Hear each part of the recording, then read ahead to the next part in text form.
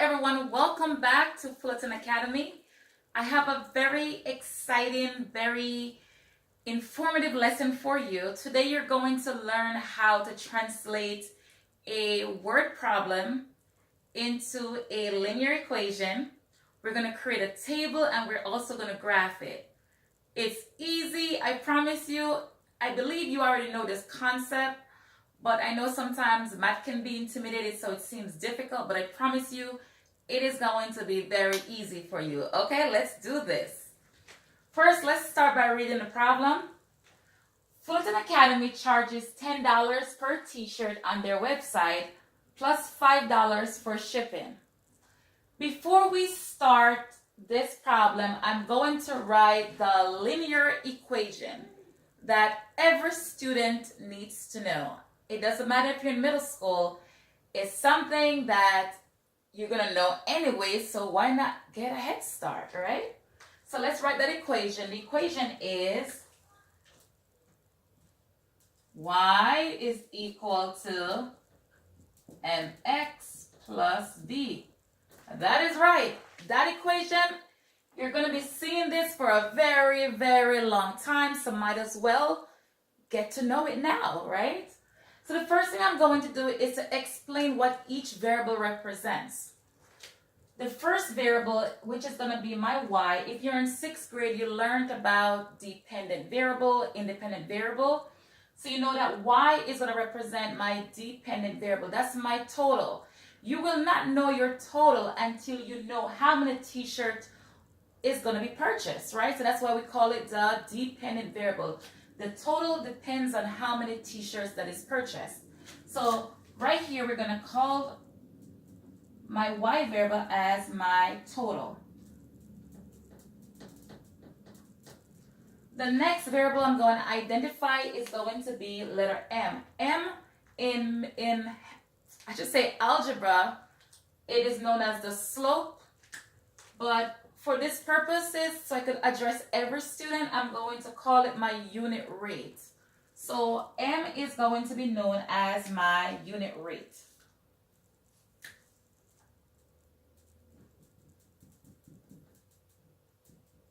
I don't want to leave all the algebra student out, so I'm going to basically write the slope as well. So you know that it is represented by two vocabularies, same exact thing. So I'm going to call this my slope. And the b, middle school students, you know b as your constant, but I know for algebra students, you are familiar with the term y-intercept. You got it. So this is going to be my constant. So a constant stands by itself. There's no variable attached to it. And I'm going to put y-intercept. So that's my y-intercept. I know it probably don't make any sense to you right now, but as I explain, I hope it'll become a little clearer. So the x is going to represent by the number of units. How many t-shirts am I going to purchase? So because I don't know how many t-shirts is going to be purchased, because if you think about a website, you have many people that goes to the website on a daily basis that make purchases, right? One individual may purchase one t-shirt. So if they purchase one t-shirt, their total might be different from someone who purchased 5 t-shirts. So for that reason, we're going to create the variable of x. We're not going to put any value there until we know exactly how many t-shirts we're purchasing and then we want to solve a problem. So x always stays the same. That does not get a value in the equation. And y stays the same because we don't know what the total is going to be. So those are the two variables that do not have a number representation. So I'm going to go ahead now and translate this problem into this equation. All right, so let's get started. We know y is going to remain y, so I'm going to go ahead and write y. So y represents my total, which is equal. The unit rate. Unit rate represents the recurring amount, the amount of that keep recurring by 10, they keep increasing by 10. So if you notice, $10 represent each t-shirt. So I'm going to go ahead and represent the unit rate as 10. As you know, X remain X, it doesn't get a value. And that is, that's a coefficient, right? If you're in 6th grade, yes, coefficient, you're absolutely right. And now we're going to represent the cost for shipping.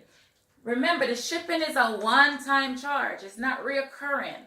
So if you purchase one t-shirt in this scenario, it's still going to cost $5. If you purchase 10 t-shirts, it's still going to cost $5. So for this particular company, they are charging $5 one time. So that one-time fee is going to be the constant. That is also known as the y-intercept. So it means that my equation is going to be if y is equal to 10x plus 5. Now, for students who learned about constant of proportionality to tell if it has a proportional relationship, this scenario does not have a proportional relationship. And the reason why there is no proportional relationship is because of this $5. This $5 mess it up because it means that it is not the same amount for each item. So if you purchase one t-shirt, it's going to cost more than if you were to purchase 5 t-shirts. And if it's proportionate, that means the cost of the shipping should increase. I hope that does not confuse you.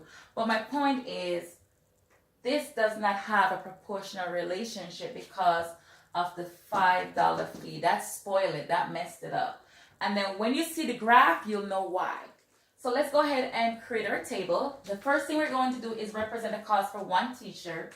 We said that shipping is going to cost $5. So I'm going to represent $5 for my shipping. I put 0 to 5. So that means that's the one-time cost. They're going to charge it regardless. So that becomes opposite of the 0. So that's the pair, 0, 5.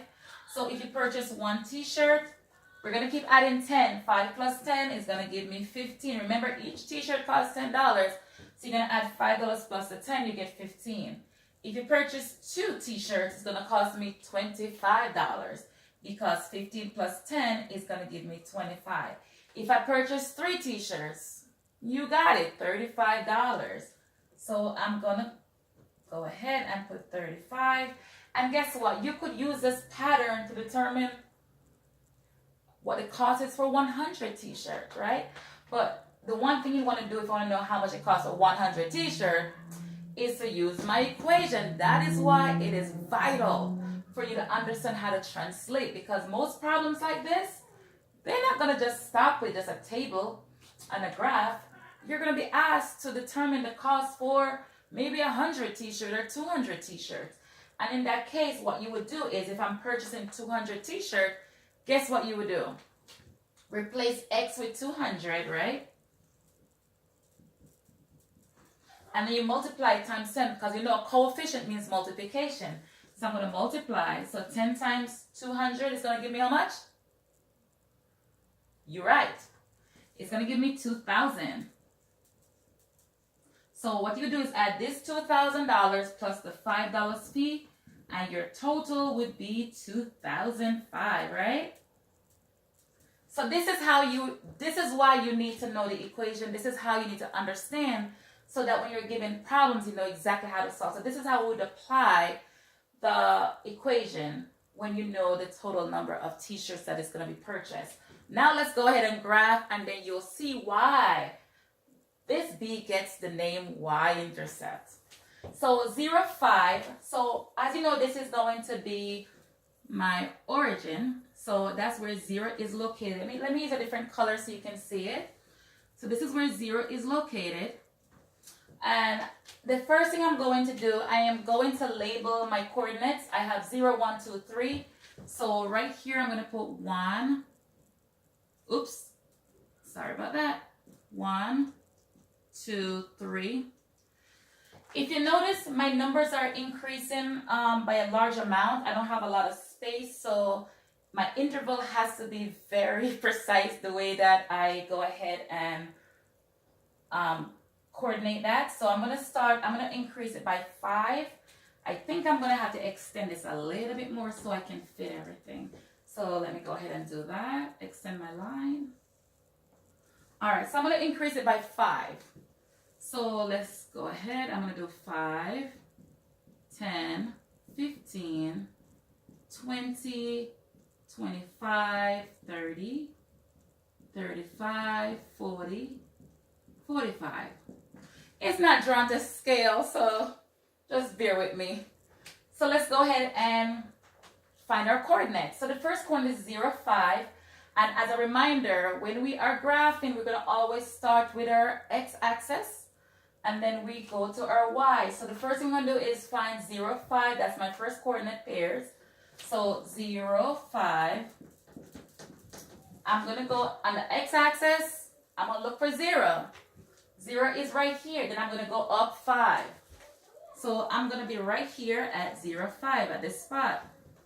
Then I'm going to go to 1. The next coordinate is 1, 15. I'm going to go to 1. Look at my x-axis. Do you see 1? Of course, it's right here. Then I'm going to go up. I'm going to look for 15. I'm going to be right here.